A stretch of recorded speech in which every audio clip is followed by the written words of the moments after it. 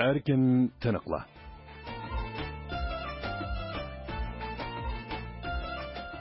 Uyghur tilidagi erkin suhbat munbiri. Uyghur tilidagi erkin nashr abkori, erkin tınıqla sahifasi.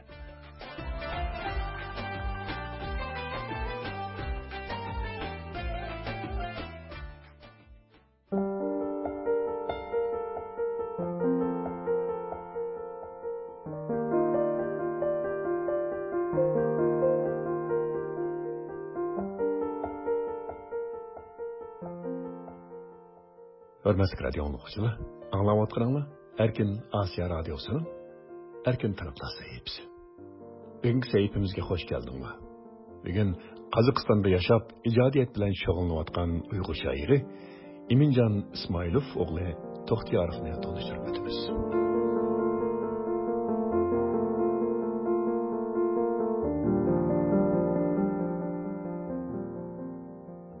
Eminjon To'xtiyorov 1962-yili Uyg'ur elining Jilil Yuzi nahiyasiga qarashli qishloq tamyezida dunyoga kelgan. Uning ota-onasi shu yili Qozog'istonga ko'chib chiqqan.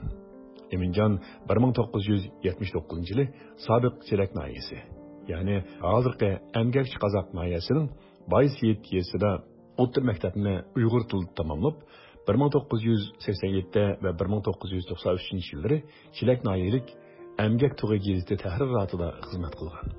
O, Almuta shahridagi Al-Farabi Qozoq Milliy universitetining axborotchilik fakultetini sirtdan bitirgandan keyin Cumhuriyetlik Uyg'ur ovozi gazetining Əmgəkchi Qozoq nahiyasida turishliq maxsus muxbiri bo'lib ishlagan. Uyg'ur adabiyotining poeziya sohasi bo'yicha ijodiyat bilan shug'ullanib kelayotgan Eminjon To'xtiyorov 10 ga yaqin to'plam, shundaqla 200 ga yaqin naqsh tekstining avtori. O qalamga olgan yurak tevriganda. Varislar naqshisi. Men seni sevganda. Tomarim. Qatarliq to'plamlar, shuningdek Jahonim vallay ana Diyar vodisiga o'xshash naqshlar Uyg'ur o'qimanlar va san'at havaskorlarining olqishiga erishgan. Arabning ko'plagan she'rlari qozoq tiliga tarjima qilingan. Uning asarlari Qozog'istondagi Uyg'ur tilli matbuot sohalarida davomli e'lon qilinib kelmoqda. Eminjon To'xtiyorov Qozog'iston Yozuvchilar ittifoqi va Xalqaro Yozuvchilar ittifoqining a'zosi. U Tinchlik dunyosi Qozoq ijodiy birlashmasi tomonidan ta'sis qilingan Xalqaro Sholoxov nomidagi medalning, shundaqla Jamhuriyatlik Uyg'ur etno-madaniyat markazi tomonidan ta'sis qilingan Saxovat medalining sohibi. Hurmatli radio dinləyicilər, yuqorida Eminjon To'xtiyorovning qisqacha tarixi bilan tanishib chiqdinglar. Endi Eminjon To'xtiyorov qalamga olgan Tiling Bayraqing nomli she'rni uning o'z og'zidan anglab o'tamiz.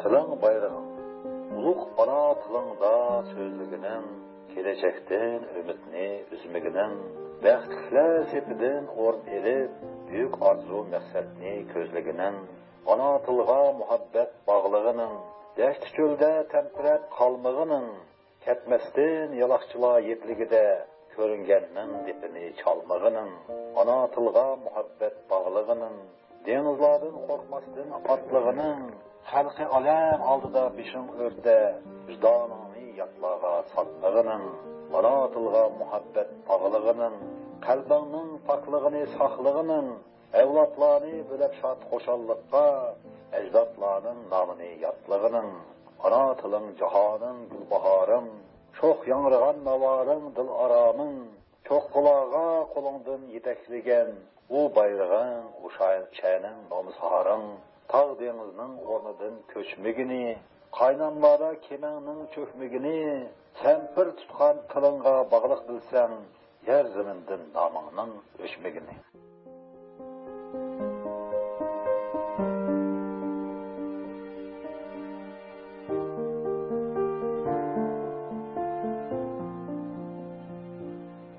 Yuqorida Eminjon To'xtiyorovning Tiling Bayraqing nomli she'rini anglab o'tdinglar.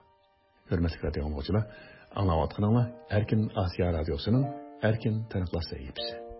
Hem de ixtiyari muxbirimiz Oyğanның Eminjon To'xtiyorov bilan uning ijodiy faoliyati va ijodiyot qarashlari haqida o'tkazgan suhbat asosidagi programmasi diqqatingizda bo'ladi.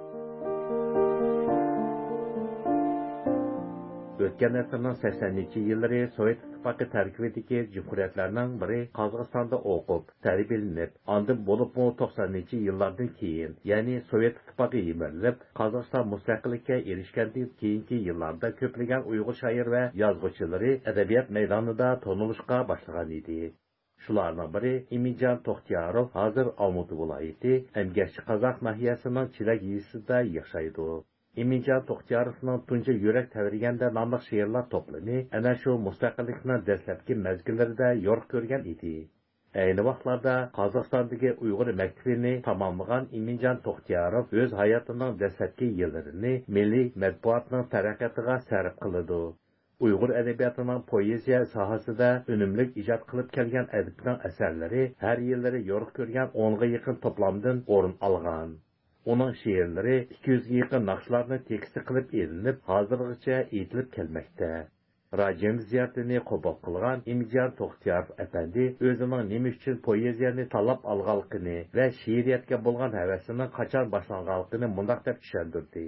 Oddiy bo'lsa-mu, ammo bilgan tushungan odamga bu murakkab savol deb o'ylayman. Aslida she'riyat umr qo'sh uqum tushunishlardan iborat bu. Ömür bayada şehriyat bayada ömür mevcut emasmi? Bunun güzelligi, artıqçılığı, felsefəligi, çəksizligi mana şununda. Endi haqiqiy ijod odamlari ömür boyu har nomus, vicdan, g'urur, büyük insonchilikni birinchi planga qo'ygan. Ham shu yo'lda qadam tavratgan. O'z hayotidan, taqdiridan xalq manfaatini ustun tutgan. Mening ijodiyotdagi mavqeim mana shunga iborat. Aslida men asoshimni bilib, har tunib, qo'limga qalam tutgandan beri ijodiyot bilan shug'ullanib kelyapman. Shunga qaraganda men ijodiyotni emas, ijodiyot meni tanlab olgandek tasavvurda bo'laman. Endi she'r havasim maktabda, ya'ni boshlang'uchda o'qishgan chog'larimda boshlangan. Bu chog'larda har xil o'maklar faoliyat olib boradi. Tam gazetlar chiqadigan. Shuningga boshqa o'quvchilar qatorida men izchil qatnashgan. Keyin yozganlarim yuqori sinfga ko'chganda nahiyalik emgak tug'i, jumhuriyatlik kommunizm tug'i saytlarida yo'riq ko'rishga boshladi. Shunda qilib matbuot nashr qilgan asarlarim men qanot tutib, jo'shqin ilhom bag'ishlab ijodiyot maydoniga kirishimga birato'la sababchi bo'ldi deb o'ylayman. Eminjon To'xtiyorov o'z ijodiyatida ko'pincha ustozlarning vasiyatlariga amal qildiganligini o'tirg'a qo'yib, yana mundaq dedi. Men hech qachon o'zimni zo'lab asar yozmayman. Ham qalam tavratmasam og'rib qolaman. Demoqchi bo'lganim ijodiyat yo'li intayin mushkul yo'l. Xalqingning xo'shalligi sening xo'shalliging, baxti sening baxting, yig'isi, ahuzori sening mu'zoring, fojiaring. Bana mushu nuqtada yozilgan asarlar o'qirman ko'nglidan chiqadi, yurigidan o'rin oldi deb o'ylayman. Yani bir qo'shim chiqib ketadigan narsam bu hayotda, ijodiyatda men o'z akimizning mavqeasini nazarda tutaman-da.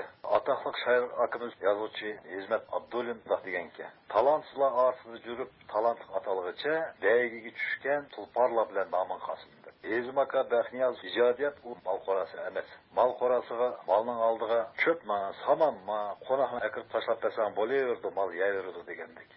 Edebiyatning ulug'ligini shu yerda ko'rsatganchu. Endi yana bir buyuk ataqli shoir akimiz marhum Abdumij Dölatov bunday degan gap bor. El jutunga yaxshilik qilish qo'lingdan kelsa, hargiz yomonlik bo'lma degan. Ash yomonlik bo'lmashining o'zi yaxshilik g'inondan ortiq deb aytgan. Qozog'istonlik Uyg'ur shoirlarining o'z ijodiyatida ona tili, ona yurt, vatan, sevgi muhabbat, sodiqlik, do'stlik, insonparvarlik, mehmondo'stlik o'xshash nurg'unlagan mavzularga murojaat qilib kelganligi ma'lum. Eminjon To'xtiyorov bu haqda mundaq dedi.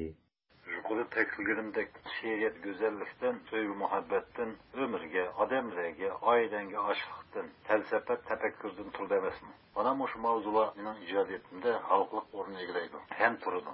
Ben aytgan bo'lar edimki, she'riyatni, adabiyotni sevgan millat bu ulug' millat, buyuk millatdir. Şoňaşqa ösüp kelayotgan avlodlarimizni kitob o'qishga, kitobni sevishga, qadrlashga undagan bo'lar edim. Shunday bo'lgan chog'da, aytki tonglarimiz yo'q, osmonimiz ochiq, turmushimiz xotirjam, paravan, hayotimiz yaxshiliklarga to'lib toshganligida qilsa gumonim yo'q. Emirjon To'xtiyorov har qanday bir ijodkorni hayotga boshlaydigan, ham uningda ulga ibrat bo'la oladigan, o'zining aql farosati va tafakkuri bilan jalb qila oladigan ustozlarning bo'ladiganligini, shular jumlasidan o'zining yaqin tutgan ustozlarning bo'lganligini bildirib mundaq dedi. Birinchisi maktabdagi ustozim To'xtaxon aka Seyitov. İkincisi Uygur'un dağlı şairi Jutuşun Admızdaka Dövletov. Hem üçüncüsü benim o yolu dünyaya ilip kiregen atam İsmail Toxtiyorov deb isimlerini çoğun hürmet bilen tilgalagan bulaydım. Bu yerde ben Admızdaka Dövletov'un ismini alayida atamakçımın. Çünkü uyak meyli hayatta, meyli icadiyat olsun, benim hakiki insan, hakiki icadkar bulup şeklinişimde nahayetli muhim rol oynayan, tesir gösterken büyük insan, büyük şairdir. Qısqası Abdülzaka Dövleti'nin Uygur edebiyatına koşkan töhpisi, evlatqa kaldırgan ecri, veznisi bebahadır. Afsuski ömürden bek etken, yani 59 yaşında kitip kaldı. Yatkan yeri cennetli bolsun. İgilişimizce, bugünkü qadar şair Emirjon To'xtiyorovning she'rlariga ijod qilingan 200 ga yaqin naqshlar Qozog'istonda ham uning sirtidimi yaxshi tunish ommabop gruppa va ijrochilar tarafidan cho'ng sahnalarda va to'y markalarda aytilmoqda ekan. Bo'libmi, oxirgi 10 yildan buyon ijodiy hamkorlikda ishlayotgan Dervishlar guruhining o'rinlashidagi naqshlar keng omma tarafidan qizg'in olqish va inkoslarga muyassar bo'lmoqda. Bu jihatda mazkur gruppa yetakchisi, kompozitor va ijrochi Dilmurod Bahorovni alohida tilga ilishga bo'ladi ekan.